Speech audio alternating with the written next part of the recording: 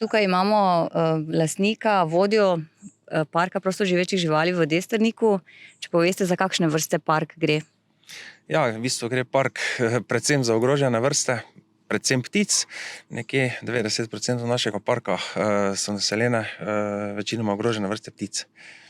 Ni pa to tisti klasični nekako zabaviščni park, ne, da si ne bi kdo predstavljal?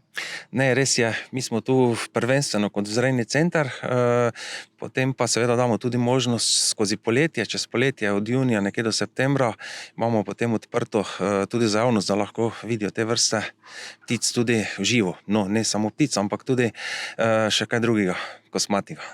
Sodelujete tudi z mnogimi strokovnimi inštitucijami tudi po svetu, ker pač izmenjujete, vzrajate tudi zelo redke vrste ptic, mladičev, tako da v bistvu vse bolj znanstveno, izobraževalno za ohranjanje narave v svetovnem merilu v bistvu.